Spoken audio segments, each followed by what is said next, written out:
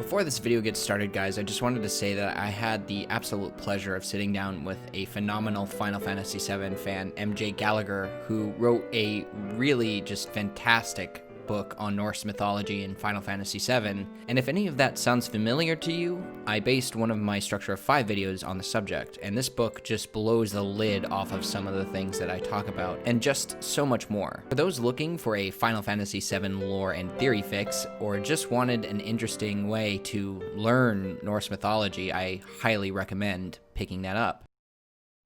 This is not a spoiler-free discussion. In fact, it is the exact opposite. Just checking in, seeing how we're doing. Not gonna lie to you, been pretty busy. Got to know Mookie in my Final Fantasy VII playthrough on stream, sitting down with the boys in the bathtub receiving their sweet, sweet back rubs, and being given my ultimate limit break on stream. Recently sat down with my friends Night Sky Prince, Mo and Baby Seal, and, I don't know, John Eric Bentley. Also got to meet John Eric Bentley in person? Wait, what the fuck? All in all, it's been a crazy time. But between just the day-to-day stuff and working on longer form projects for the channel, there's been a fair amount of news on Remake in my absence. And in the spirit of keeping us all extra fucking hard for Final Fantasy VII Remake and the series as a whole, I am back once again to, you know, give some thoughts on Remake, give some theories. Just gonna give some thoughts and theories. We're just gonna talk about them. Oh no, Sleep Easy, you just finished a giant wall of content, and what more could there possibly be to talk about? So, for those of you who are unaware, sometime after the first Ultimania came out, not only did we get news that there was a second Ultimania coming out, we also found out that it was coming really soon. It was coming soon. It's right there, it's coming real soon. Which is kind of a big fucking deal for a couple of reasons. First of all, Ultimanias are the theory crafting pillars, so to speak, and also give us a lot of explanation as to how the world of Final Fantasy VII and its universe functions, as well as comments from creators regarding the intent of how they wanted to make the game and the story. The second reason this is such a big fucking deal is because usually Final Fantasy VII games either get one Ultimania or they just don't get any, and that's just, you know, that. Thank you very much, Square. I would really like just a bigger plate of nothing. Well, most of the promotion for this Ultimania, which is also known as the Material Ultimania, seemed to be marketing the book more as an art book. It was for this reason that I just didn't want to get my hopes up too much that we would be getting some news based off of some things that I said in prior theory videos. But I was wrong, and we got some bombs. We got some big old bombs. So for this theory video, I decided to round up all of the details of the Final Fantasy VII Ultimania that I believe are worth talking about. But first, I want to take a minute and do some first impressions. Holy fucking shit. Oh, there's some shit in here. The book shows us some fucking crazy art, talks about some key aspects of Remake, and some just fantastic comments that we are going to just lose our shit over. We're gonna be talking about some new theories, some old theories. Some of them are linked to the Structure of 5 series that I posted here on my channel. I highly recommend watching those videos before partaking in what we're about to do here. But for those of us who are just wanting to jump in with both feet, take a bath and have some snacks, because we are flying off of the tippy tops of the socks and going right into the rabbit hole, ladies and gentlemen.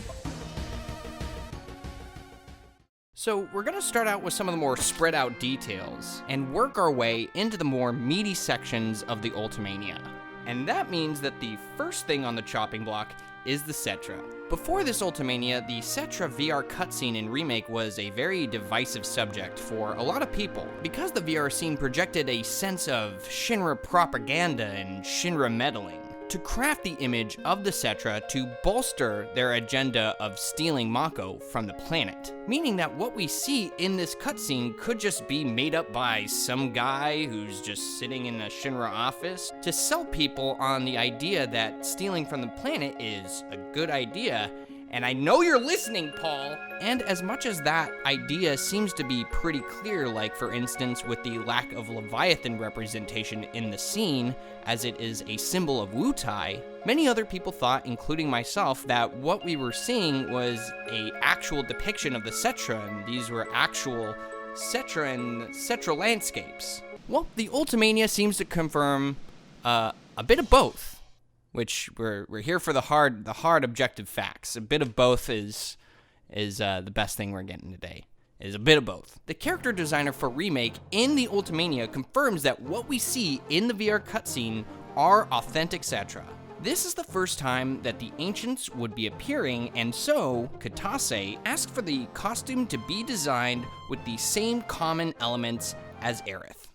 The reason for the similarity being that Aerith's design incorporates the element of flowers, which we know that flowers and water are kind of the Cetra jam. And so what we may be perceiving as all Shinra propaganda, it begins to ride the line of what exactly the creator's intent of showing all of this was, as this could indicate a depiction of history. And that perspective gets helped along by this quote in the Ultimania by the composer who created the song that plays during the scene, Star Pioneer. Since the beginning of the movie deals with the history of the Ancients, I wanted to make a connection between the ancient species musically. So I incorporated chords from Aerith's theme. The movement goes back and forth and gives off a mysterious impression. In addition, around the point of the Midgard construction scene, the theme for Shinra Company was also used. The history of the Cetra being the element that makes me think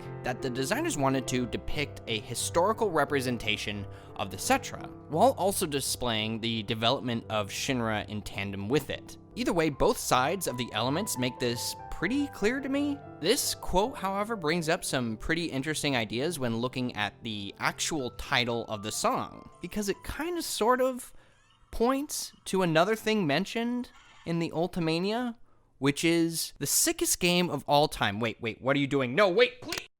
It's Dirge of Cerberus, in case you were wondering. Yeah, I don't know what you guys thought I was going to be talking about. G-Bike? In Dirge of Cerberus, there is ancient materia, Proto-Materia. This substance controls Chaos and Omega that are born when the stars come to their demise. If used incorrectly, Chaos may become out of control and the stars may even be destroyed.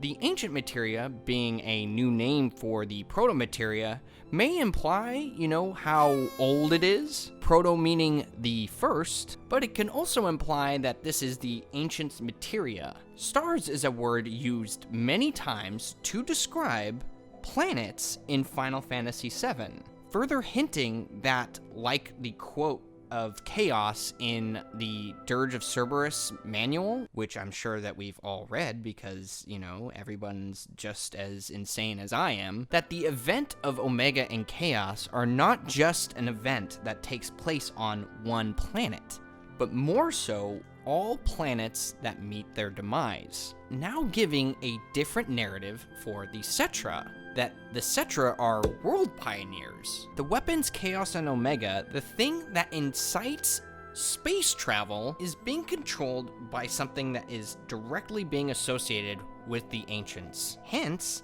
ancient materia. This builds on top of the idea that the Cetra travel to different planets, and that this is their function. That the lifestream, upon arriving at a new planet, births Cetra, and then they cultivate the land. Go on. It's fine. Now, this isn't the only thing that happened. We actually got to see designs for the Cetra in the Ultimania. Nice. Now that we know that the Cetra imagery that we've seen depicted in Final Fantasy VII Remake isn't just all made up, and I'm looking at you again, Paul, we can actually start taking a more detailed look at what they're wearing. So let's go ahead and start with the Cetra designs that we are more familiar with, which are these ones right here. And the reason we're looking at them is because they are the closest thing that we see to the final product in Final Fantasy VII Remake. And there are a couple of things worth mentioning about them. So the first thing we're going to look at is this accessory, which also shows up in the final game. The thing that I've always been fascinated about with this accessory is that it has a lot of similarities to another accessory that belongs to another character, and that is Sephiroth. And that accessory being Sephiroth's belt, which I think is super interesting. And if these two accessories are meant to be similar, this could be a really great way that the designers are trying to let us know that maybe the Cetra and the Sephiroths are not so different from each other. So we're going to be talking about another Cetra, one that we haven't seen that doesn't look like any of these other Cetra that we've seen in the final product of the game. This design right here, which is fantastic. And this Cetra, according to a lot of people who have let me know, this design looks very much like a Final Fantasy X design. And I haven't played that shit. So we're not going to be talking about it like that. The thing we are going to talk about, and the thing that I noticed, was that this design looks a fair amount like a summon that we've seen in Final Fantasy VII Remake. And that is Shiva, which, for those who don't know, in Final Fantasy VII's cut content, the summons were supposed to be Mako-infused beings, whether they were creatures or even human beings or even Cetra, and this would be a really interesting way of connecting the summons to the Cetra. As we know, Final Fantasy VII Remake has already done that already, with the fact that Shiva has participated in the imprisoning of Jenova. Which would also be awesome to see. I hope you're taking fucking notes, Square. But this isn't confirmed here. The Cetra could also just be dressing the summons in the way that they're dressed, as like, you know, like a battle armor or something like that. Now, the other Cetra we're going to talk about is one that A, is the most interesting to talk about from a theory perspective, and B is the one that I am most excited to talk about by far. Now, B also stands for by far, obviously, but it also stands for beta. And that's what this part is. Explosion levels of exciting. Now, using my keen sense of observation, these designs look like Cetra Elders. Oh my god, what do I win? What do I win? Oh wait, you fucking serious? Now, there's a lot to be excited about, mainly having to do with the departure from design. From top to bottom, there's something to talk about. The garb and the color of the garb is something that is very familiar to me, and that mainly has to do with Final Fantasy VII Remake and has everything to do with the Aerith mural. Now, for those who don't know, the Aerith mural is a mural, surprise, surprise, found in Shinra HQ in Aerith's old room. The drawings are based off of visions that Aerith has, which seems to be a Cetra trait, a trait that Hojo refers to as an awakening. With that said, I think that the Cetra in the mural are also a realistic take on what the Cetra actually looked like, which I don't think anybody's disputing. I think we can all say that that's a pretty accurate depiction of the Cetra. Now, the thing that always puzzled me about these Cetra in the mural is how drastically different they are from the Cetra that we see in the VR cutscene. It made me wonder why we never got to see any of these Cetra in the mural actually depicted in the final product of the game. Now, the Elders in the Ultimania, however, do draw a closer line to the Cetra mural designs. First, by being way more decorative, and then secondly, the use of white in their designs. But now there are two notable differences between these designs that I find to be the most fascinating. First, the Elders design seems to be falling in line with the previous mentioned quote as to be using the flower motif. And secondly, the designs being differentiated using the colors yellow and purple. And if you know me, you know that these two colors are triggers for massive rants. As we know from this Screen Rant article, yellow and purple being associated with the sides of good and evil. Yellow being used to depict Aerith's flower, purple mainly being the color associated with evil, as it is associated with the color of the black materia, which is used to summon Meteor, and is directly associated with Sephiroth in Final Fantasy VII Remake.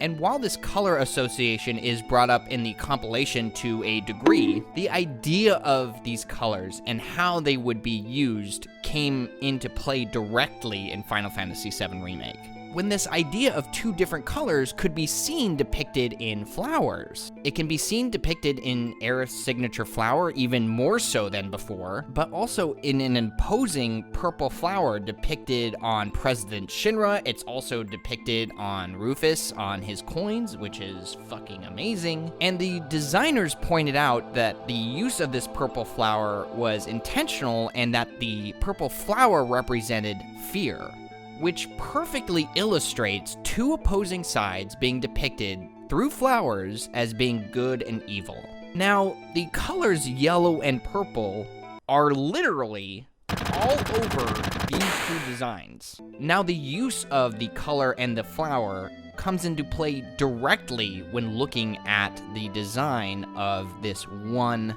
object on the Elder Cetra. Not only is it surrounded by a flower-like emblem, but this gem, which could be a materia, also has the color purple in it. And its depiction is a much darker color than we've seen depicted on any of the Cetra.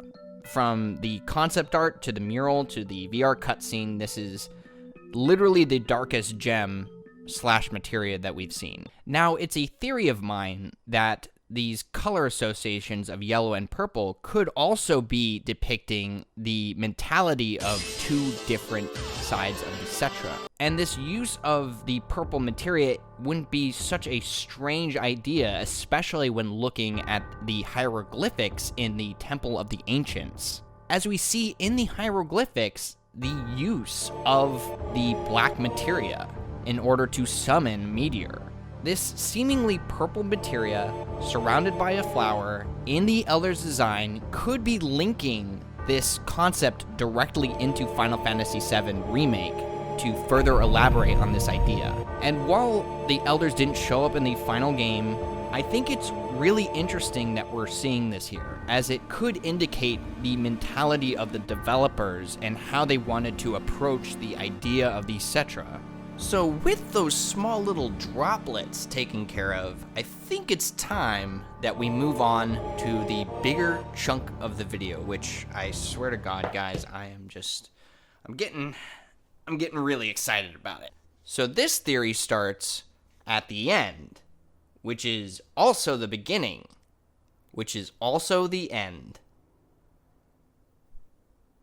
So for those of you who have been around long enough to just suffer through all of the content on my channel, I've always stressed that what Remake is trying to do is use the original game's story beats to use the sweet, sweet juices then of the compilation and use them as a base. This juicy base to just sprinkle it, to just layer it. You just want to layer it, you want to pull it out of the oven after 3 hours, and you just want to baste your original story beats with some amazing compilation stuff. Whether these elements of the compilation being incorporated are being rewritten or just being incorporated in smaller little details throughout the story. But using these new elements and the original elements not to conclude those stories, but rather set up for a new beginning, a much larger story arc, one that we will be experiencing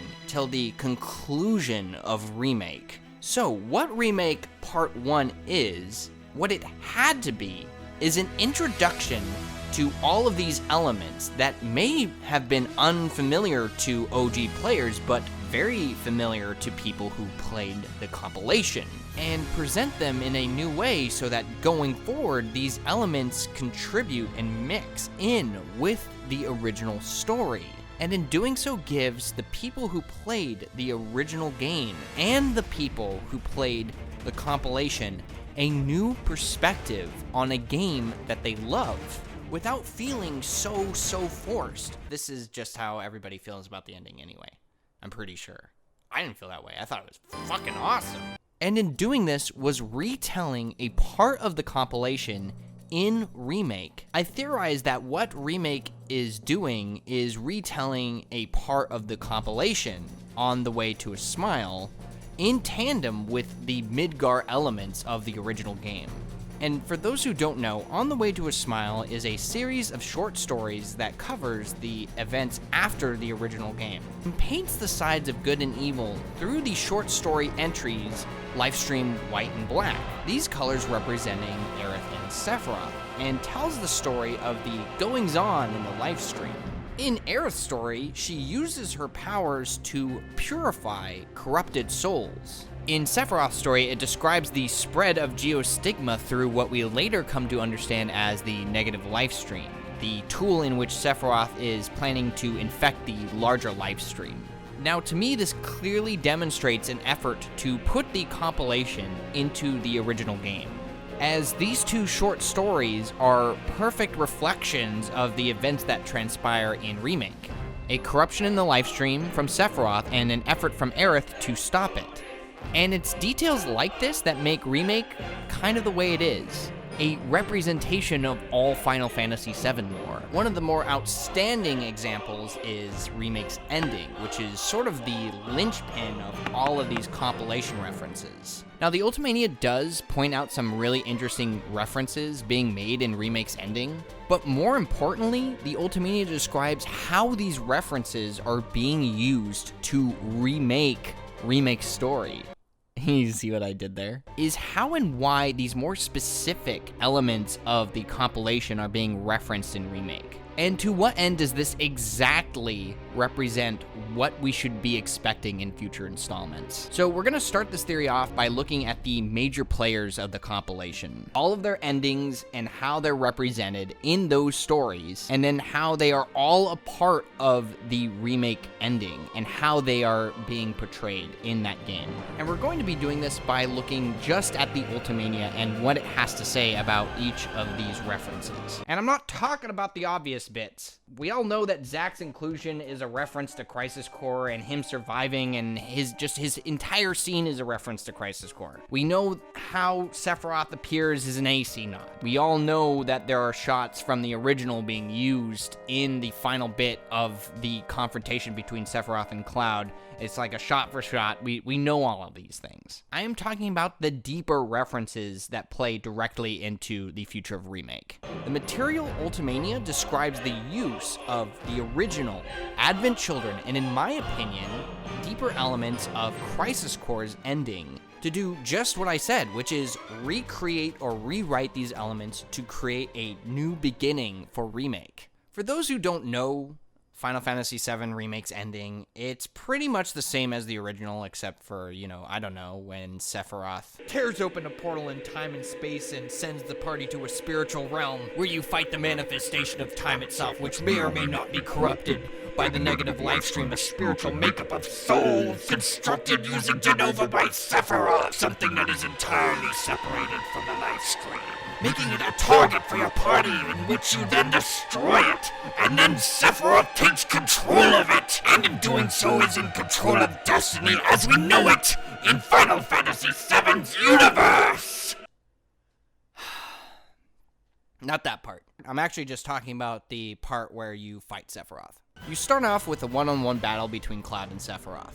Your party is then slowly added to the battle, and then all of this comes together with the entire party fighting against him, which leads into Cloud and Sephiroth facing off one-on-one, to which Cloud loses. So that plays out just a little bit differently in the original. First of all, your party has to climb down some stairs into the northern crater. First thing on the chopping block is big old boy muscle Sephiroth over here. And by the way, this is my fucking favorite soundtrack in the game. This soundtrack kills. Your party then goes down to 3, and you confront and defeat Safer Sephiroth, otherwise known as Big Bird. After that, then Cloud is taken to another plane, which then Cloud then confronts Sephiroth on his own, and then bada bing, bada boom, beats him up to a little pulp.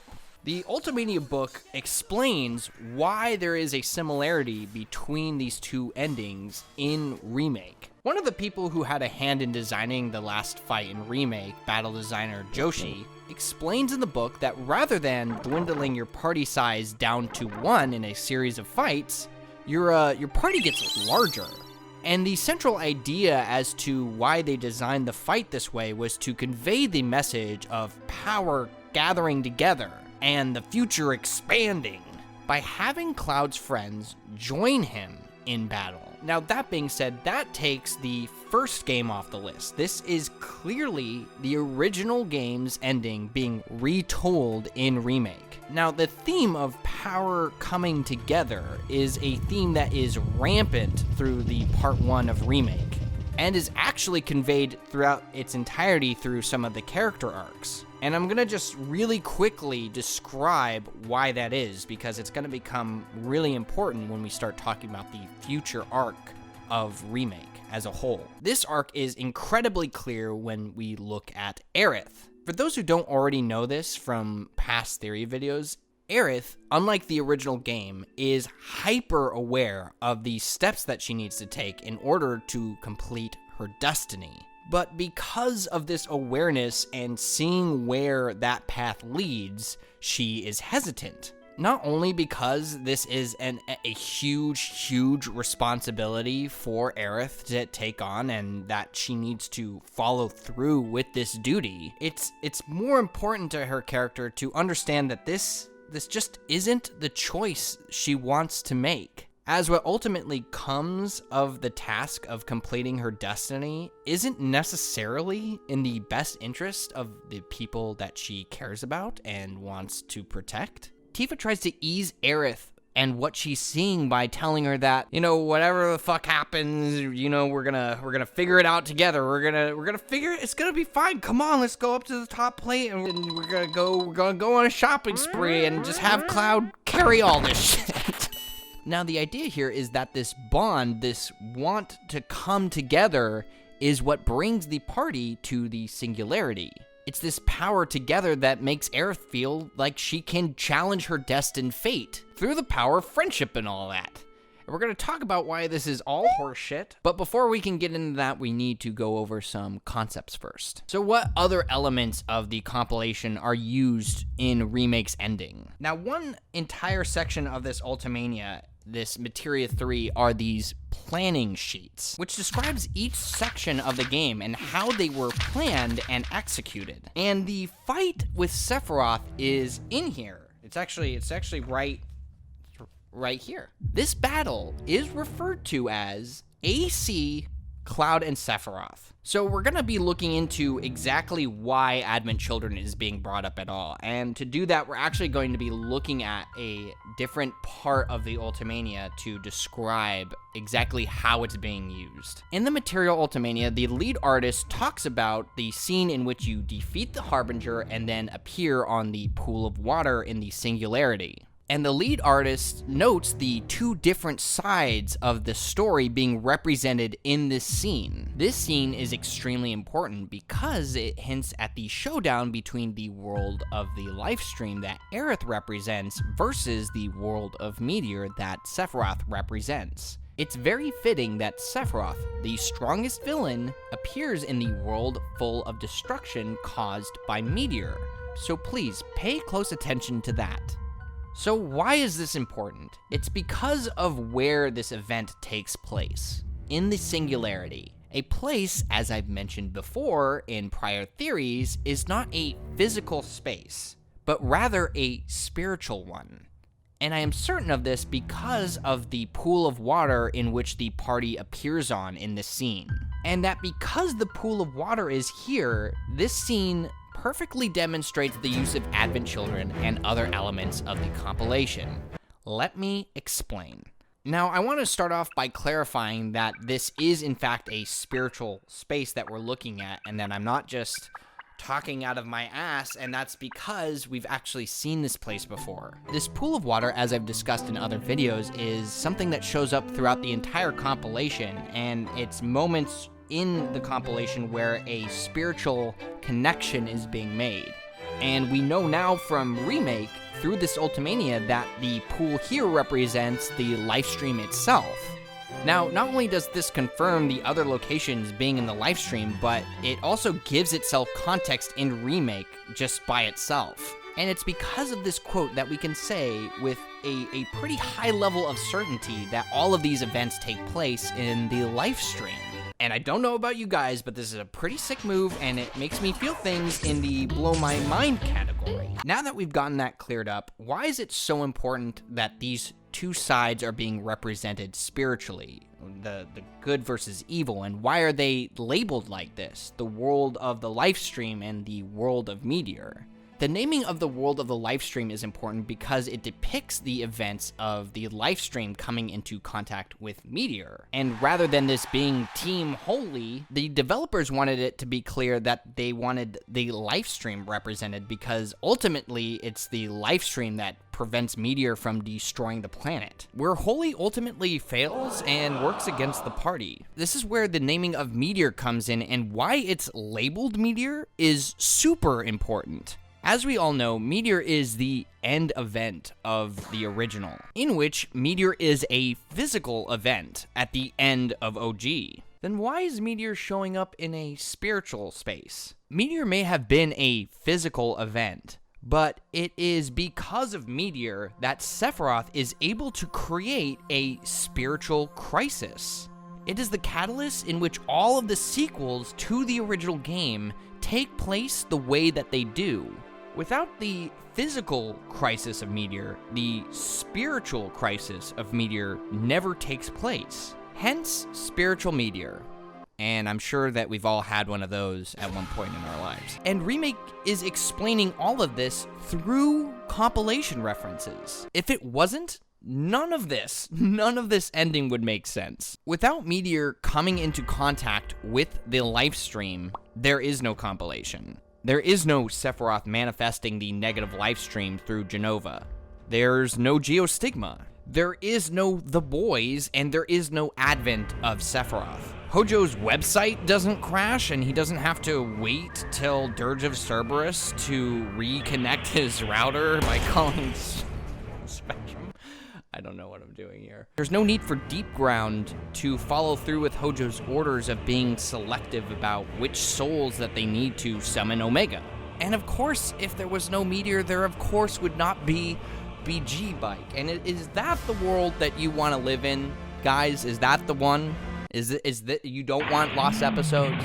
It is because of all of these references, the world of Meteor, the world of the livestream, that we conclude the inclusion of Advent Children. Now you'd think, because of the way that I've illustrated most of this theory so far, the way that I've talked about OG, the way that I've talked about Advent Children, that Aerith and her team are gonna be just fine.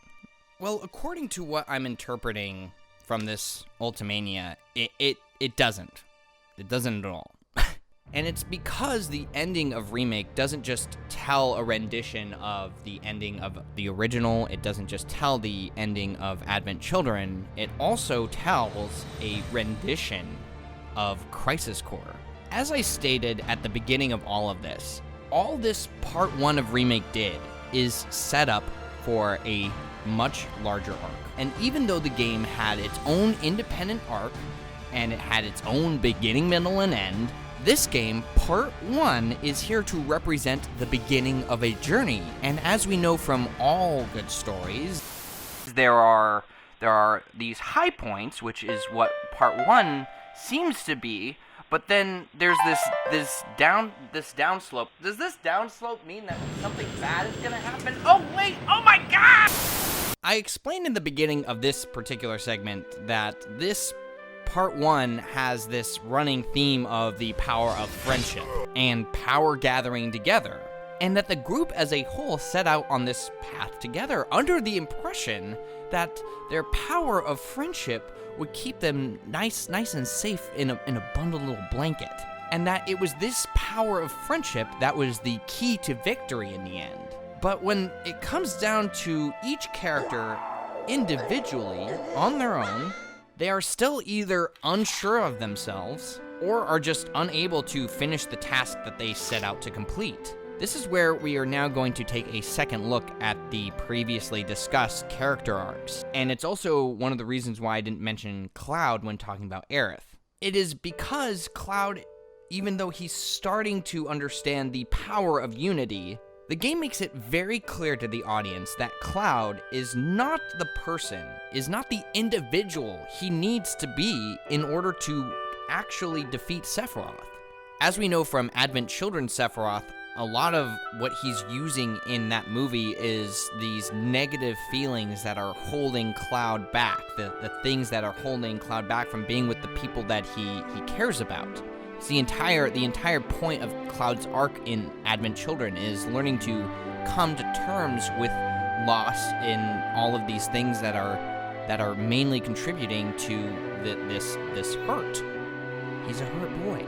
He's just a small boy. He's like that in the original game. Why didn't he show up like that in Advent Children? That was a fuck up. That's a fuck up, Square. That would have been an amazing thing to do. And just to be clear, this Advent Children, Cloud and Sephiroth could be just wholesale ripping the entirety of that arc for Remake as well, because it fits perfectly into the original. All of this meaning that these individuals, even though they are powerful together, are not able to stand on their own 2 feet yet. And this is why you have in the very last scene of Remake, Aerith expressing the hesitation about what she just did. And that how she feels in this moment is that she's not sure if she's made the right decision or not. As Midgar represented a controlled environment, a place where Aerith could feel safe and have her life in her control. And her leaving Midgar is a representation of a boundless world filled with endless possibilities. Is that a fucking wall demon? No, you know what, guys? I'm good. Excuse me, can you turn that fucking music down, please? You guys got it. I'm gonna just Sephiroth? Okay, great, fantastic. All right, and I'm out. As well as the fear of having to follow through with what she has to do. These 2 character arcs arrive in a place that is very clear to me to indicate that these fears and worries, this lack of power in the individual is carrying on into the next game. Especially for Aerith, even though her party has her back. And maybe that is because the weight of what she has to do cannot just be carried by her friends. She is starting to realize that she is all alone in dealing with this issue, and that ultimately her faith has been misplaced. Why am I so certain of all of this? Because I am almost 90% sure now. That's a fair percentage. I am 90% certain that because of this Ultimania, this entire thing is going to go poorly. That this whole fighting against destiny thing, this stunt, this, yay, we did it, guys, is just not going to work. And that everything that Aerith feared, everything that she was trying to avoid, is inevitably going to come true. And that is because of everything that we've learned in the Ultimania, everything the Ultimania says about Loveless, and the Edge of Creation. Yes, the Ultimania does bring up our boy Loveless, who would have guessed? It's mainly the imagery described in the Ultimania that perfectly sums up how I think things are going to go. Now, for those of you who are not caught up on Crisis Core lore, it is established in my research that Loveless is an ancient text. And it is because of this that Loveless expresses the destinies of the characters in Crisis Core. And that the characters, with their destinies, have these fixed fates. Easily noted in the characters Angeal, Genesis, and Sephiroth.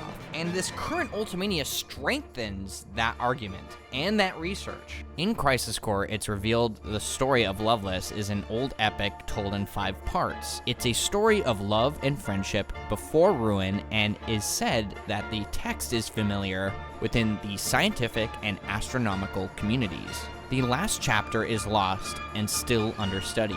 Photo caption. In Crisis Core, Loveless is said to be involved in the future of the world and appears in several conversations. Now, this caption in the Ultimania states that Loveless is involved in the future events of the world, which makes me wonder if there was any consideration for, I don't know, how the concept of destiny works in Crisis Core and how that concept could be adapted and used for a game like, I don't know, Remake. And spoiler alert, it very obviously has. Now you're probably wondering at this point, what the fuck does this have anything to do with the Edge of Creation? And what does the Edge of Creation have anything to do with Loveless, anything to do with Destiny? How do these two things fit into the concept of Remake? The producer of Final Fantasy VII Remake, Kitase, he stated that in the Edge of Creation, this Nebula was meant to encompass the entirety of Final Fantasy VII's themes. And not just some themes, but Final Fantasy VII's theme as a whole. Which meant to me, if you could break down what all of this imagery meant, you could really crack open what kind of story, what Remake as a whole would be about. And to my surprise, this Ultimania just gave us the answer.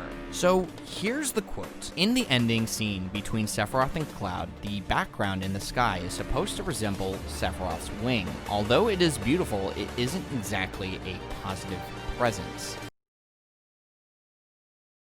Now, for those who don't know, wing imagery in Final Fantasy VII, including the compilation, is the most important thing ever. It is the biggest thing.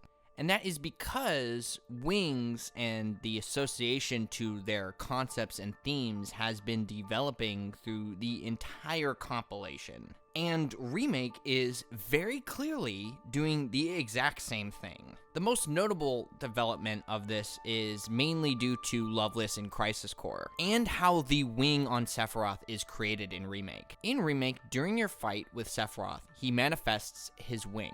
And from the same wing, we can see whispers making up its shape. We can see this during its summoning, and then also Sephiroth using them throughout the fight. The insinuation of this is that Sephiroth's wing, the thing that makes it at all, is the whispers, which again are the physical manifestations of fate. This directly ties two concepts together: fate and the manifestation of wings, which is the same way wings are used in Crisis Core.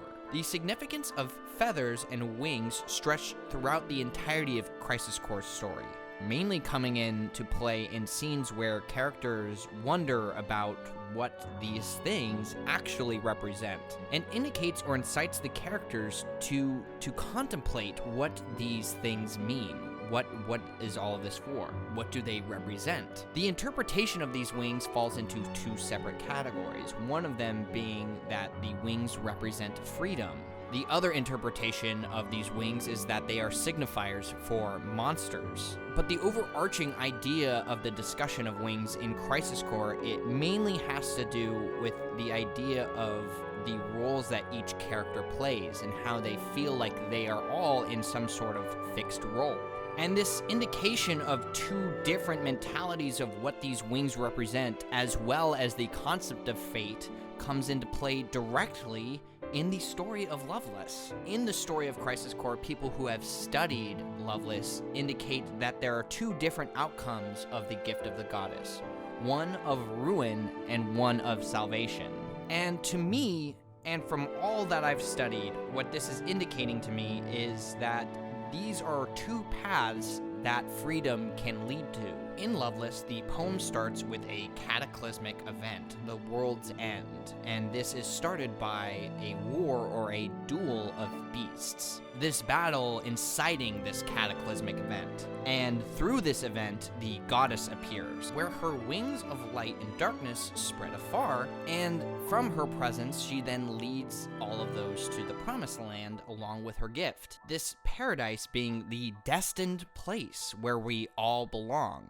And this same story is echoed very similarly in the Cetra proverb in Remake that Barrett recites. So from this small discussion, we can see that wing imagery is directly linked to the concept of fate, good versus evil, and a harmonious balance between these two, as both the wings of light and dark belong to the same goddess. Now, When looking at the Nebula in Remake, and the producer of Final Fantasy VII Remake says that Sephiroth's wing encompasses all of the themes of Final Fantasy VII as a whole, and at the same time, Whisper's being used the manifestation of fate with wings in the prior scene, as well as using imagery that is directly tied to Loveless in Crisis Core as a way to symbolize fate and the concepts of roles in destiny, a balance of light and dark, it becomes pretty convincing that the elements of fate are still at play in Remake's story, and that Remake is borrowing and expanding on concepts directly associated with Crisis Core. Now, does this indicate a solidified destiny for all of our party? Yes and no. And the reason I say this is because of Zack. Now, we need to talk about this quote from Crisis Core in which Zack is standing on this pool of water. Things that we have confirmed of being in the live stream, and also the importance of fate and its fixed roles. This scene now has a much greater importance to decrypting what the rest of the story is going to be like. In this scene, the developers talk about the sky and how this represents the hopes and dreams that Zack wishes to obtain, and that the feather, the white feather, represents wings, and that in order to reach the sky, these hopes and dreams, these wants that Zack has, he needs to access those things through wings, which Zack expresses his want to have. And the use of feathers in this scene got me thinking that the only place in the entire compilation that we see feathers being used, like in Crisis Core, is in Remake. It's in all of Remake, and mainly comes into play when representing Sephiroth. Feathers in Remake are used to signify the presence of Sephiroth, way earlier in the story than before, which comes together completely with the single feather at the edge of creation and also at the end of Remake. So what is all of this imagery telling us? This all comes back into play when we look at what Sephiroth wants in Remake. Sephiroth's goal, as he states in the Edge of Creation, is to become a part of this metaphorical wing. And with him becoming a part of it, would accomplish his goal. And in becoming a part of this metaphorical wing, would defy destiny. Now, are you meaning to tell me that the parallels between these two scenes are merely coincidence?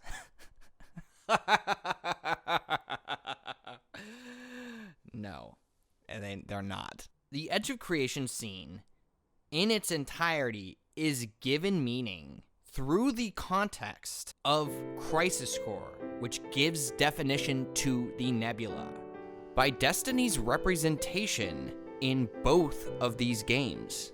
But the act of defying one's destiny is still something that Sephiroth is actively seeking at the end of the game. So how do all of these concepts move into the future of Remake? As I've tried to stress in this video a lot, Remake is the start of an arc and the beginning of a larger story, and that the rest of the story will continue to address the concept of defying one's destiny. But that hasn't fully come to fruition yet. And I think that the tragedy of Remake might be that some of our party's fates are fixed, or some might be free to move about the cabin. In that Remake, they do a very good job of distinguishing the difference between Cloud and the rest of the party when it comes to this, i.e. Sephiroth wanting Cloud's help to defy destiny. He obviously has some bigger role to play in that role for Sephiroth. So this could also mean that Cloud could do it himself without Sephiroth at all. But I think that the rest of the cast will be used as an example of those who do not have this control. And this comes into play especially with Aerith, and specifically because Aerith's story directly parallels another character from the compilation, and that is Genesis. And I'm pretty sure you're all throwing rocks right about now. Now, I say this because it's the easiest example, because what happens to Genesis is Genesis becomes aware of his role and begins to search for a way out of this fixed role because he wants more for himself. Eventually, what he learns is that he is at the complete mercy of destiny, and that no matter what he does, his role is fixed. No matter what he does, he will always have this same role to play in destiny, and defying it is completely impossible. Aerith has yet to experience this part of her story and the complete tragedy of her role. And I think with all of what we've talked about, and we've gone over thousands of different theories and all this other concepts and stuff, but I really think that this all plays into making an iconic moment that much more tragic. And I think this is maybe how you would say make an extremely iconic moment, an iconic tragedy, that much more surprising and also that much more effective. And what I'm trying to express in this moment is this road that Aerith seems to be on track to experiencing is a direct reflection of the events that take place in the original game. It's the same way in OG. Aerith, upon arriving in Cosmo Canyon and talking to the scholars of Cosmo Canyon, which Bugenhagen is one of these scholars, and Aerith begins to feel isolated from what she's learned from them. And while Cloud tries to reassure her by telling her that, you know, the team has her back and that they're gonna try and do whatever it takes for whatever comes next, Aerith is convinced, she is absolutely certain that no matter what she does, she is alone. And therefore her friends cannot understand. And through her being the last Cetra, the next events that take place are her role to play. All I think Remake has done, all of this wing imagery, all of this talk of destiny, has situated us as the audience and for Aerith as a character to experience the same thing as the original.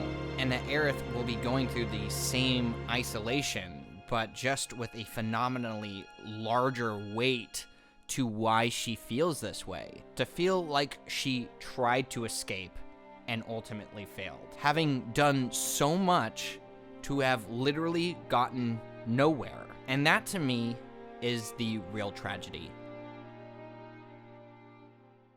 Now, I know that for some of you, this video might not have been as just mind-blowing as some of the other videos that I've made, or as intense as the Structure of 5 video series, and I know, but I just had to make a video talking about this, because I frankly couldn't just shut up about it.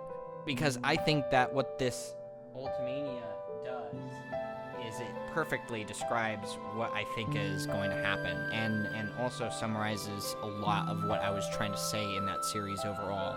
And that's pretty much it, other than how long it takes everybody to do their hair in the morning, which to me is a big yikes. So I would just like to say, now that this video is over, there's a couple of shout-outs that I need to do.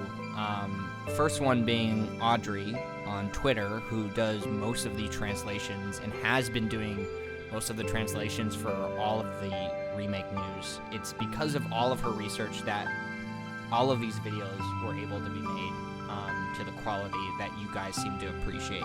It's because of her hard research and translations that have made these videos possible, as well as a couple other people, and also a personal friend of mine, Quicksilver, who has done some personal digging through things that I've been curious about, and she's the homie, and I really fucking appreciate all the work that she's done for me. And oh shit, I would also like to thank Sapphire Weapon for helping me develop fundamental pieces of this video. It's her contributions that made this video possible, and she's been just super supportive and unbelievably helpful in developing a lot of the concepts introduced in this video, so I can't thank her enough. and of course Schrodinger's baby seal. I really appreciate both of you guys helping me through all of these videos. And for those who are supporting me on Patreon, I can't thank you enough. I really appreciate every last one of you guys. And for all the people on Twitch who have also been following and tuning in to those streams, you guys are also amazing. And you know who you are. You guys have been great.